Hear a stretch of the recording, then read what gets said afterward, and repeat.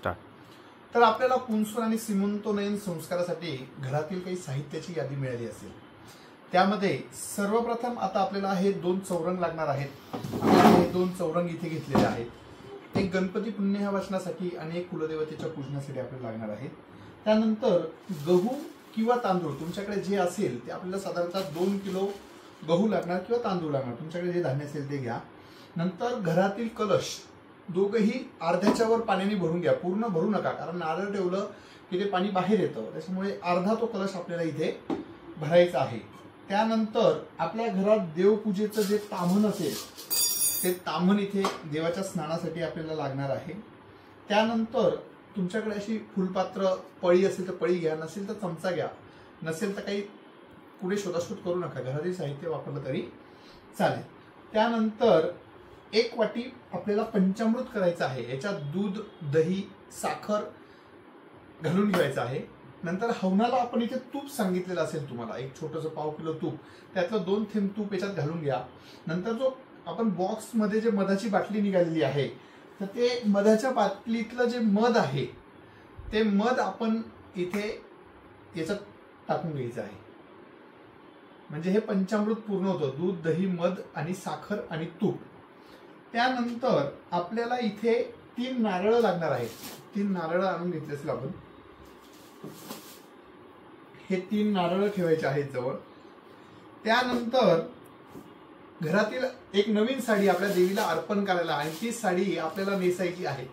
एक नवीन साडी आपल्याला देवीला इथे अर्पण करायला लागणार आहे। त्यानंतर आपल्या कुलदेवतेचा जर आपल्या घरात एखादा फोटो असेल तर तो फोटो घ्या, गणपतीचा फोटो असेल तर गणपतीचा फोटो असू द्या। त्यानंतर आपल्याला स्टीलचे ताटं 2 लागणार आहेत। स्टीलचे 2 ताटं आपल्याला लागतील, याच्यात मी आता साहित्य काढलंय, 2 स्टीलचे ताटं लागतील। त्यानंतर आपल्याला 2 स्टीलच्या वाट्या लागतील, एका याच्यात पंचगव्य करण्यासाठी आणि एक एक्स्ट्रा वाटी आपल्याला पंचामृत काढण्यासाठी मी आता वापरली गेली आहे। 2-4 चमचे हाताशी असू द्या। त्यानंतर आपल्याला समई घरात असेल, निरांजन असेल, हे तेलाच्या दिव्यासाठी एखादा तेलाचा दिवा, एक तुपाचा दिवा करण्यासाठी आपल्याला इथे निरांजन लागणार आहे, ते निरांजन हे इथे साहित्य ठेवा। त्यानंतर तुम्हाला या तेलाच्या दिव्यासाठी तेल लागणार आहे, तुपाच्या दिव्यासाठी जे तूप आहे ते तूप तुम्ही वापरायचं। 1 वाटीभर तेल घेऊनच बसा, म्हणजे वेळेवर धावपळ होणार नाही। 1 वाटी बिन मिठाचा भात मी तुम्हाला सांगितलं आहे, 1 वाटीभर भात आपल्याला तो एखाद्या द्रोणात किंवा डिश मध्ये हवनासाठी लागणार आहे, तो काढून ठेवा। त्यानंतर तुम्हाला इथे गाईचं तूप हे 1 वाटी लागणार आहे, ते एका वाटीत नंतर किंवा द्रोणात काढून घ्यायचं आहे। त्यानंतर आपल्याला घरातील गणपती बाप्पा, देवघरातील गणपती बाप्पा आपल्याला पूजेसाठी लागणार आहे। शंख आणि घंटी जर तुमच्या घरात असेल तर ती शंख घंटी लागणार आहे, शंख नसला तरी काही हरकत नाही, घंटी असेल तर घंटी नक्की घ्या। त्यानंतर आपल्याला इथे हात पुसायला एक नॅपकिन ठेवा आणि देव पुसायला एक लाल आपला देव पुसायचा कपडा असतो, तो देव पुसायचा कपडा इथे तुमच्या जवळ ठेवायचा आहे।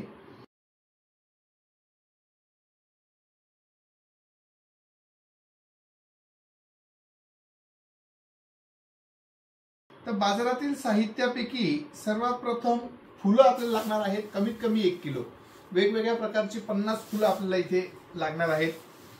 त्यानंतर विड्याची पानं, अंदाजे 25 ते 30 विड्याची पानं इथे आपल्याला लागणार आहेत, ती विड्याची पानं काढून ठेवा। त्यानंतर तुळस, बेल, दुर्वा, दुर्वाची एखादी जुडी, दुर्वाचा आपल्याला कवड्या दुर्वांचा रस करायचा आहे, 1 चमचाभर रस आपल्याला दुर्वांचा मिक्सर मध्ये काढून आपल्याला तो करून ठेवायचा आहे। तुळस, बेल, दुर्वा इथे आपल्याला आणायचे आहेत। त्यानंतर आपल्याला आंब्याचा डहाळा जर सहज मिळणार असेल तर आंब्याचा डहाळा ह्या कलशामध्ये एका कलशात टाकून ठेवा। 5 फळं इथे लागणार आहेत, हे 5 फळं आपण इथे आणलेले आहेत, ते 5 फळं एखाद्या बाउलमध्ये वगैरे काढून ठेवा, हे 5 फळं इथे लागणार आहेत। त्यानंतर आपल्याला